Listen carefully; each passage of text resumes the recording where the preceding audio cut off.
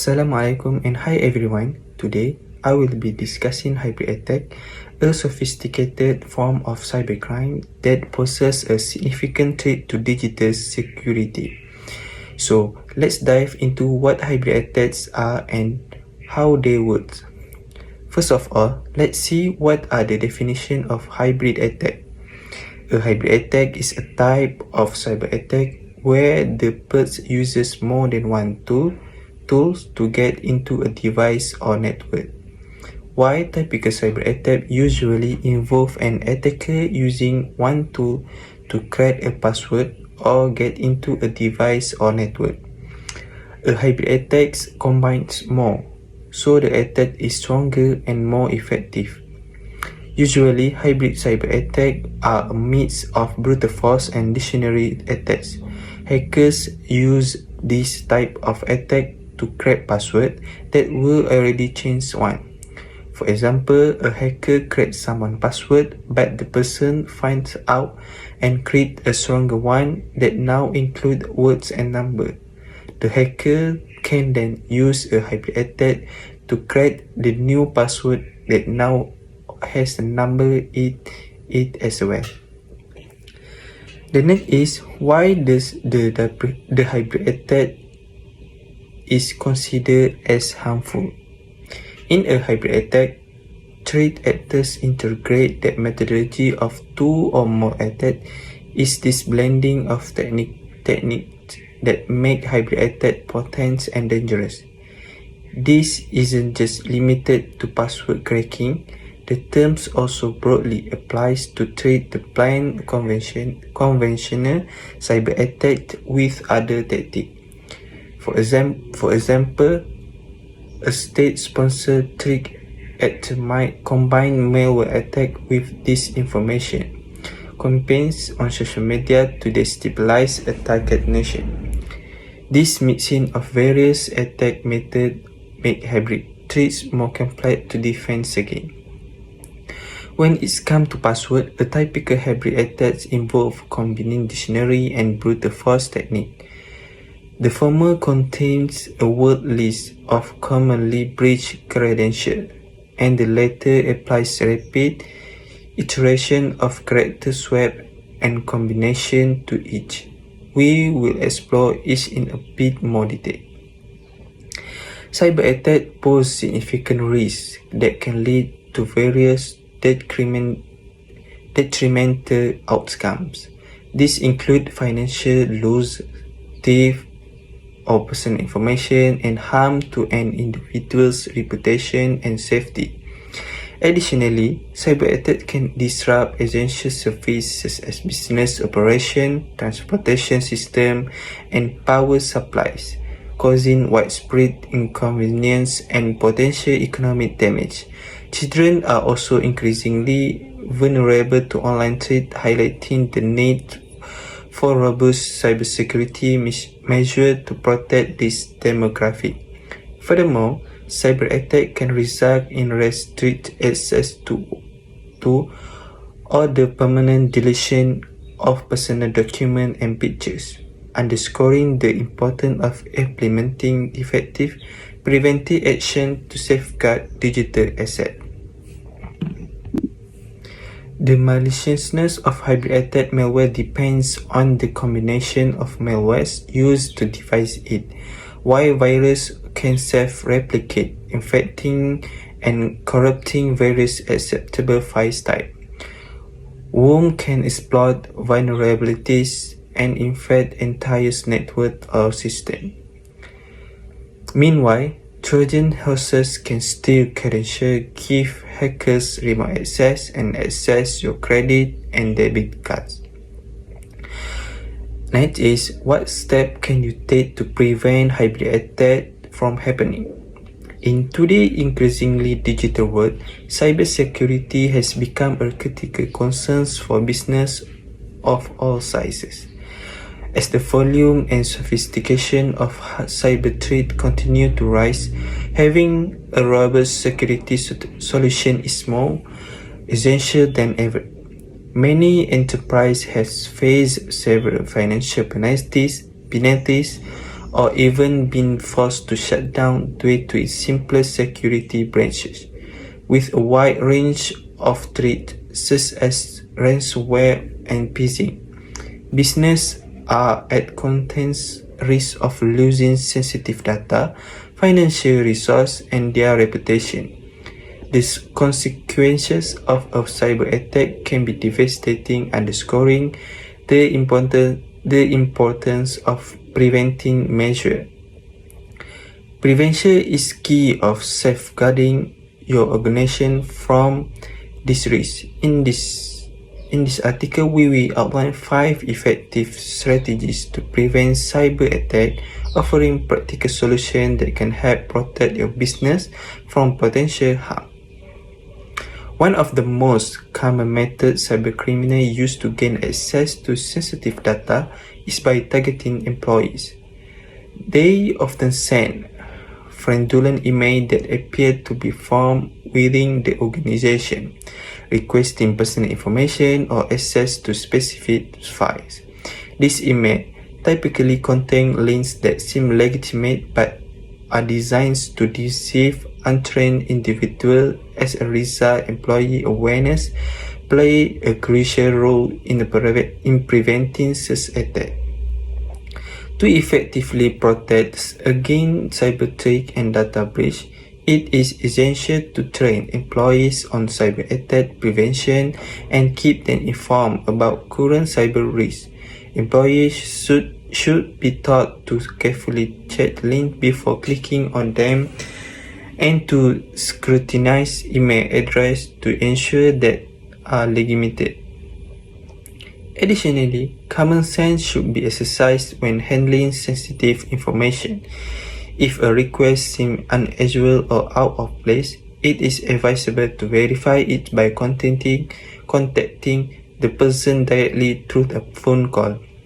This proactive approach helps employees recognize potential threats and reduce falling victim to cyber attack. By fostering a culture of vigilance and awareness, businesses can strengthen their defense against cyber criminals. It is essential to maintain up-to-date software and systems to prevent cyber attack, as vulnerabilities in outdated systems are frequently targeted by cyber criminals. These attackers exploit weaknesses in unpatched software to infiltrate networks, often making it difficult to take preventing measures once access is gained. To mitigate this risk, organizations should invest in a robust-based management system. Such a system ensures timely update and address security gaps, thereby enhancing the resilience of the network and reducing the likelihood of exploitation by malicious actors. Regular updates are a critical component of proactive cybersecurity strategies. Next, with the constant evaluation of cyber threats, including increasingly sophisticated data breaches, it is crucial to implement effective defense to protect your network. One of the most reliable methods of safeguarding against this threat is the installation of a firewall. A firewall acts as a barrier between your internal network and an external source, blocking unauthorized access and potential cyber attack. It can effectively prevent brute force attack and other malicious activities from penetrating your system, providing an essential layer of protection. Given the range of cyber threats, using a firewall is an essential measure for maintaining the integrity of your network and system. In the event of a cyber attack or other disaster, having a robust data backing system in place is critical. Regular backup ensures that in the event of a breach or system failure, your data can be quickly restored, minimizing downtime and preventing the loss of important information. Failing to backup data can result in several financial losses and long-term operation operational disruption. By implementing an effective data backup strategy, businesses can mitigate the risk associated with cyber attack and maintain continuity in the face of unexpected events. In addition to online threat, physical security breach can also pose significant risk to your system. A cyber criminal could easily gain access to your network by physically entering your office and organization, connecting a USB drive containing malware to one of your computers. This could allow to compromise your entire network, potentially causing widespread damage. To protect against such threat, it is crucial to control who has access to your system, implementing a perimeter security system, such as access control protocols or restrict entry point, can significantly reduce the risk of physical breaches. By limiting access to authorized personnel and monitoring who interact with your network, you can safeguard against both cyber and physical threat. Effective access control is a key component of a comprehensive cybersecurity strategy. After that, let's go to the topic 2 about the intellectual property. First of all, let's see what is intellectual property. Intellectual Property Corporation of Malaysia, My IPO, is the platform to manage intellectual property that protects people's rights in Malaysia. This platform can provide information, service, and tools for individuals and businesses to make sure all of their property can be protected and managed effectively. This platform consists of various information that guides people on intellectual property, including patents, trademarks, copyright, industry design, geographical indication, and integrated circuit layout. This is important to make sure all of the rights of our company cannot be taken by someone else. Here are the examples of intellectual property. Number 1 is patent. Patents provide protection for software that involve original, inventive algorithm or technological processes. When an inventor creates a novel software feature or a unique technological solution, they can file for patents, granting them exclusive rights to their innovation for up to 20 years. This prevents others from making, using, or selling the patented software without the inventor's consent, ensuring that the creators retain control over the intellectual property. Then, copyright. Copyright protects the specific code of the software. This type of IP ensures that only the original creator or those they authorize have the legal right to modify, share, or distribute the software code. It is safeguard that expression of the software, preventing others from copying or distributing the code without permission. Unlike patent, which protect ideas and invention, copyright secure the literal and tangible expression of software. Additionally, trademark protect branding element of software, such as its name, logo, or slogan, further enhancing the protection of a company's intellectual assets. The next is, let's see what is the step-by-step guide to register IP with My IPO. Step 1. Create an account. Visit the Intellectual Property Corporation of Malaysia website and create an account. This account is necessary for accessing My IPO e-filing system, through which you will submit your intellectual property application. Make sure to provide accurate details during the registration process to ensure your account is properly set up. Then, once your account is created, choose the type of IP protection that suits your needs. Depending on the nature of your software, select from the following options. patents, copyrights, and trademark. Then, for each type of IP, you will need to provide specific documentation and information. This may include a detailed description of the invention, including technical drawings and claim, then the code or material you wish to protect, along with a declaration of ownership, then a clear representation of the mark's logo, name, slogan, and details about its use in commerce. Log into your MyIPO account and access the e-filing system. Fill out the application form for your selected IP type. Upload the required document, ensuring all files are completed accurately. Double check or detail before submission to avoid any delays or rejection. Then after completing the application, you will be required to pay a filing fee, which vary depending on the type of IP protection you are applying for. Payment can be made online to MyIPO secure payment system. Then, once your application is submitted and the payment is processed, MyIPO will review your submission.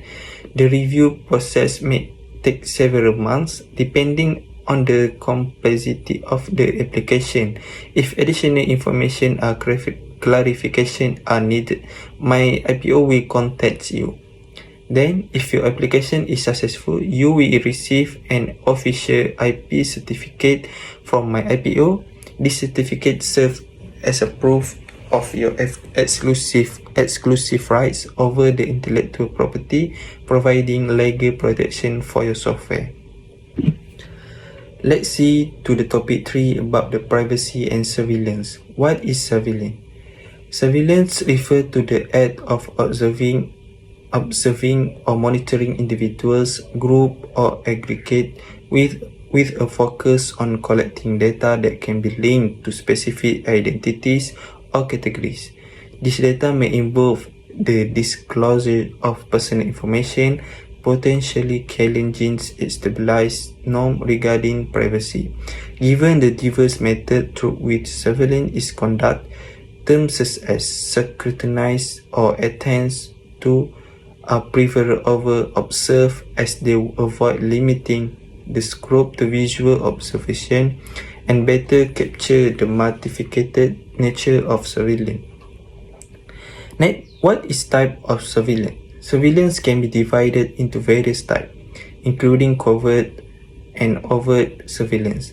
Covert surveillance involves hidden or disguised technique so that the subject is unaware they are being observed. In contrast, overt surveillance uses visual devices such as CCTV systems, which are clearly recognizable. Advances in electronic and technical devices have revolutionized surveillance. Modern video surveillance uses cameras, both large and small, to monitor individuals or areas. CCTV systems, which began in Moscow in the 1920s, have grown exponentially with an estimated 350 million cameras in use worldwide by 2016. Smaller, high-quality cameras now provide the ability to monitor covertly and on the go. Audio surveillance includes listening devices such as buds or wires, which have been in use since 1960. These devices now often RF transmitter and receiver continue to grow in sophistication. Wire trapping, while often illegal, still occurs, especially with mobile phone data collection and the use of IMSI cache. Next, cyber surveillance involves monitoring computer activity or data transfer over network and the internet. It may be used for legitimate purposes such as business compliance, but can also be conducted covertly, such as through data mining, cyber espionage, or unauthorized access to personal information.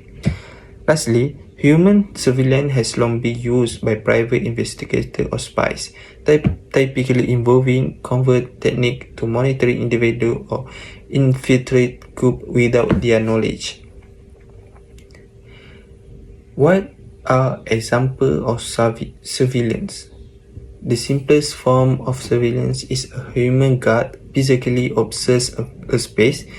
This is a common example that can be found in various daily life situations such as shops, residential buildings, communities, and access control points in a government and private institution. The next step is a human guard observe live video camera feeds.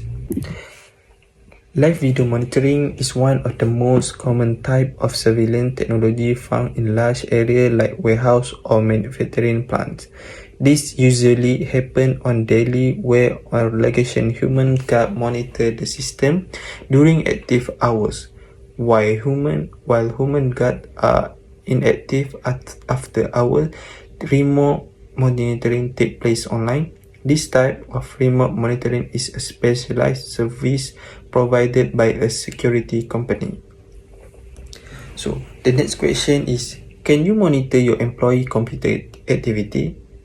Yes, there are multiple ways to monitor computer activity, but the most common one is to use software that record all keystroke and mouse click. An alternative method is to use a hardware device that records all computer activity. For example, software-based monitoring. The most common method is software that records all keystroke and mouse click made by users on company computers. This software can operate discreetly in the background, allowing employees to work without awareness of being monitored. It captures various activities including website visit, application usage, and document access. Next is hardware-based monitoring. An alternative approach is using hardware device designed to record all computer activity. These devices are typically plugged into the back of the computer and capture everything displayed on the screen, while software-based monitoring focuses on digital interaction. Hardware-based monitoring provides a comprehensive view of all on-screen activity, including image and video. Both methods offer unique advantage and consideration, depending on the organization monitoring need, privacy policies, and compliance requirements.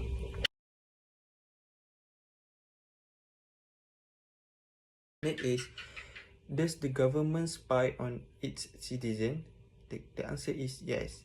Government can and do engage in surveillance of their citizens, often for security, law enforcement, or intelligence gathering purpose. The extent and legality of such surveillance can vary widely depending on the country, its law, and the specific situation.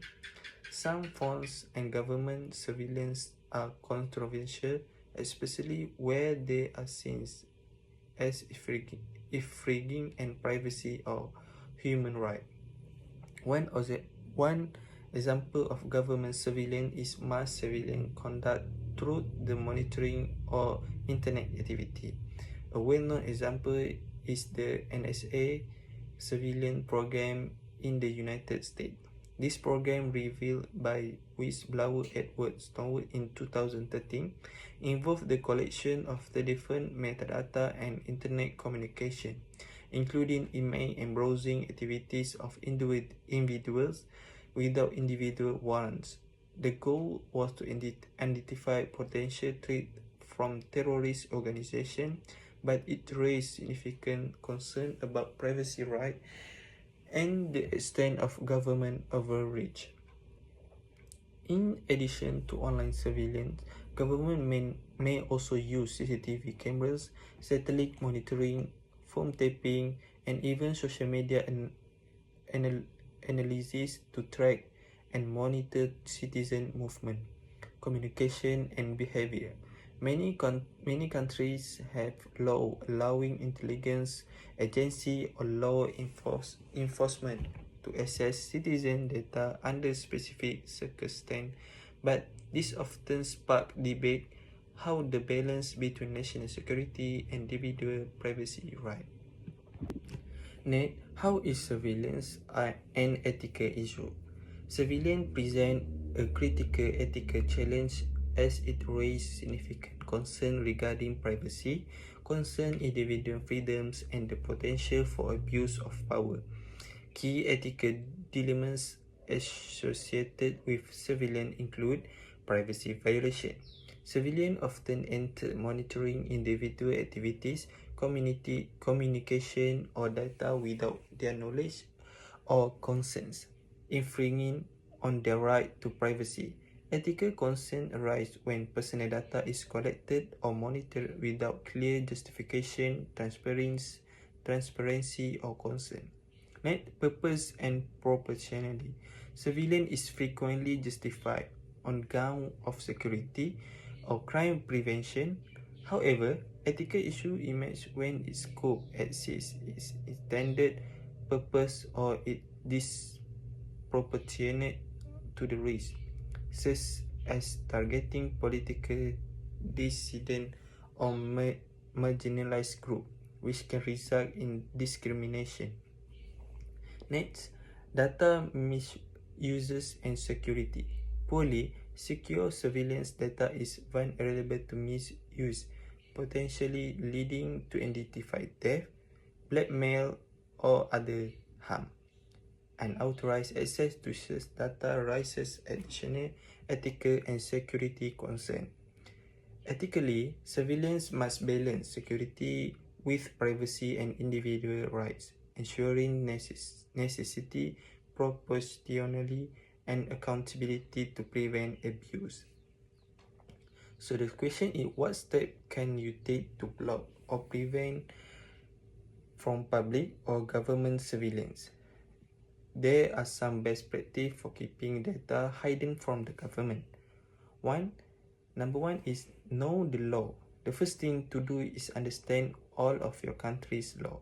If you are concerned or have questions about part of the law, contact a lawyer. Otherwise, familiarize yourself with what is legal and what is not.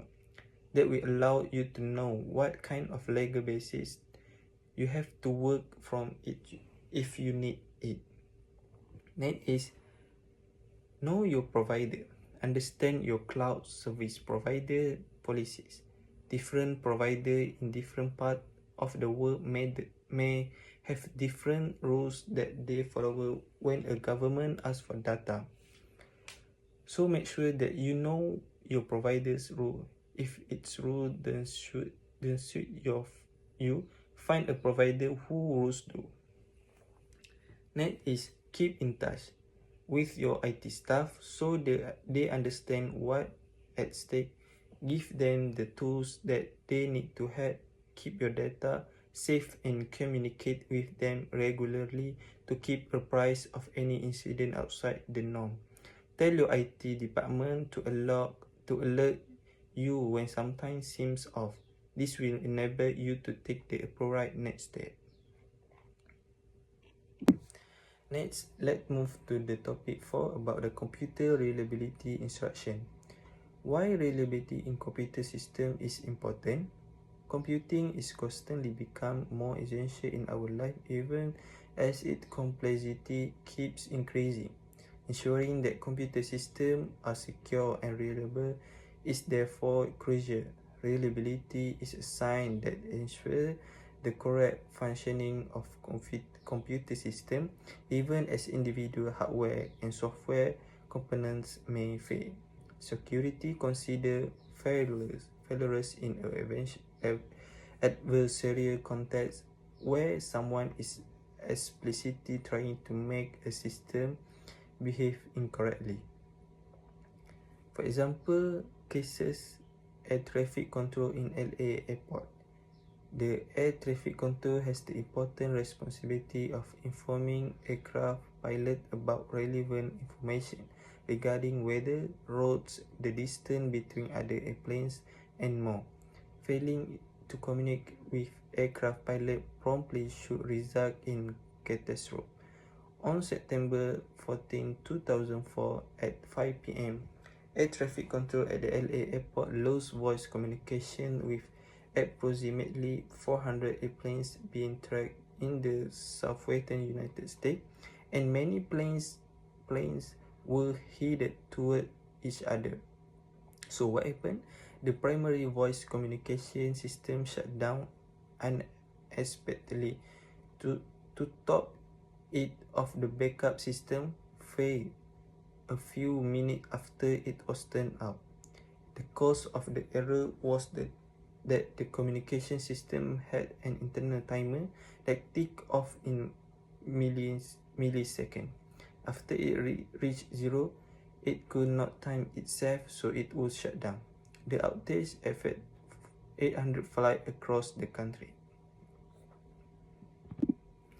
The next is, give your opinion on the mobile phone reliability between the era of Nokia or BlackBerry vs the current time that use Android or Apple mobile phone. When comparing the reliability of mobile phone from the era of Nokia and BlackBerry to the current generation of Android and Apple device, several key differences emerge, particularly in terms of communication, durability, and functionality. During the Nokia and BlackBerry era, which spanned from the early 2000s to the mid-2010s, mobile phones were primarily designed for basic communication, durability, and reliability. Nokia, renowned for its robust design, produced phones that were highly reliable in terms of battery life and longevity. Devices like the Nokia 331 3310 become iconic for their nearly indestructible nature, and their simplicity minimizes the likelihood of system failures. This phone focused on essential tasks such as making calls, texting, and performing basic mobile functions with great efficiency. Similarly, BlackBerry phone, widely recognized for their secure communication capabilities, gained popularity among business professionals. The brand's email service and BlackBerry Messenger (BBM) were known for their reliability, and the phones were favored for their excellent typing experience. However, as technology evolved, BlackBerry operating system became outdated, and the phones struggled to adapt to emerging technologies, ultimately leading to a decline in their market share. In contrast, modern smartphones such as those powered by Android and Apple systems offer a significantly broader range of features, combining communication, entertainment, productivity, and more. Apple iPhones in particular have evolved to provide exceptional reliability in terms of performance, security, and user experience. iPhones are known for their consistent software update, seamless integration with other Apple devices, and emphasis on privacy and security make them a preferred choice for users seeking dependable performance. This reliability is also attributed to Apple's ability to optimize both hardware and software, ensuring smooth performance over time. Android phones, on the other hand, offer a greater variety of device brands and features, providing flexibility of consumer. However, this diversity can lead to reliability issues, as the lack of uniformity in hardware and software quality can result in inconsistent user experience. Despite this challenge, high-end Android device from brands such as Samsung and Google can rival iPhone in terms of performance, speed, and security. Several key differences exist between the Nokia BlackBerry era and the current generation of smartphone. In terms of physical durability, older Nokia phones were generally more resilient, with a tough build compared to the modern smartphone, which are more fragile due to their glass design. However, recent advancements have improved durability in premium smartphones, with features such as water resistant and strengthened glass becoming standard. Software reliability also differs significantly between the two eras. Apple's iOS offers more consistent reliability with regular updates and a controlled ecosystem, while Android flexibility can lead to software inconsistencies across various devices and manufacturers.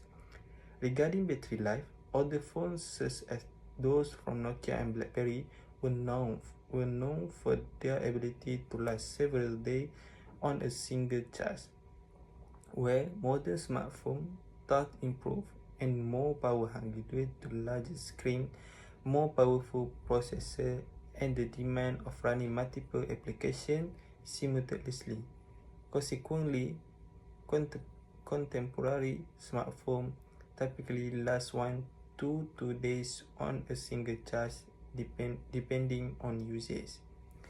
In conclusion, while Nokia and BlackBerry phones were exceptionally reliable for their times, excelling in basic communication and durability, modern smartphones from Apple and Android have redefined reliability by offering enhanced performance, security, and a wider range of features. However, these technological advancements come with trade-offs, particularly in terms of hardware fragility and battery consumption. Overall, while current smartphone offers superior functionality and user experience, the simplicity and robustness of older models like those from Nokia and BlackBerry continue to hold appeal for certain users. Final topic is about the professional ethics. The professional code of ethics for a software engineer, particularly one who developed the MySejahtera mobile app, can be based on the following 4 principles of ethical conduct: public, clients and employer, product, and judgment. These principles guide the software engineering in maintaining high standards of professionalism and moral responsibility in their words. One is the public. As a software engineer, one must prioritize the well-being and safety of the public.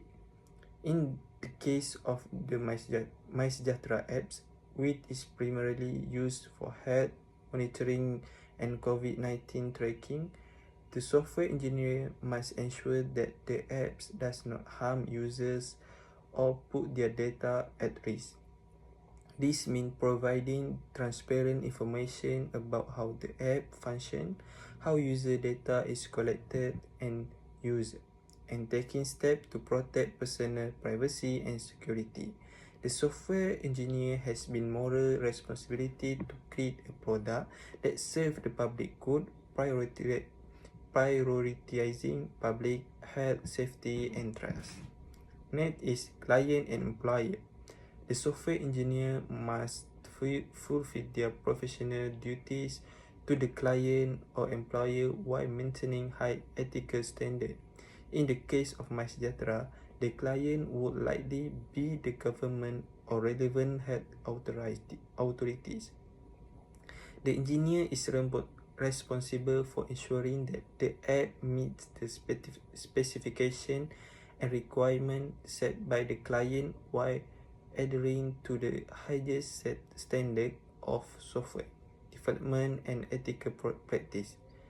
The engineer must balance that need of the client with the ethical obligation to ensure that the app does not exploit or harm users. They must also maintain honestly reporting the progress of the project and ensure that the product aligns with legal and ethical guidelines. The next is the software engineer has a duty to ensure the quality and reliability of the product they create.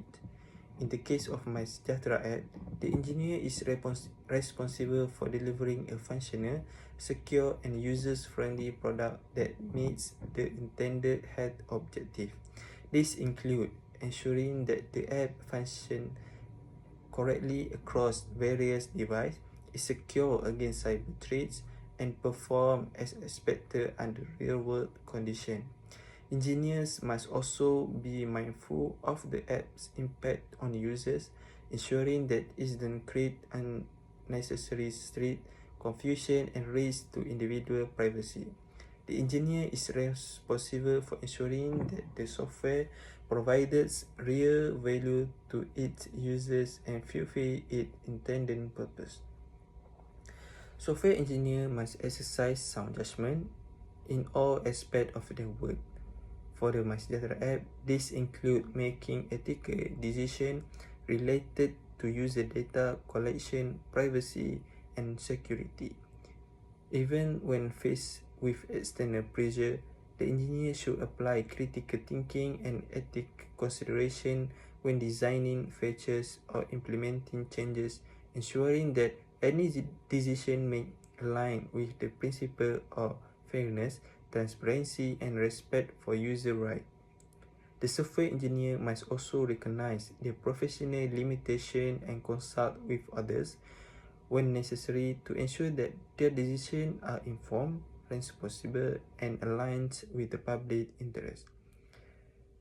In the conclusion, the software engineers responsible for the My Sejahtera mobile app must adhere to these ethical principles, prioritizing public safety and well-being, meeting the needs of the client while respecting user rights, ensuring the product reliability and ethical standard, and using sound judgment to make decisions that reflect professional integrity.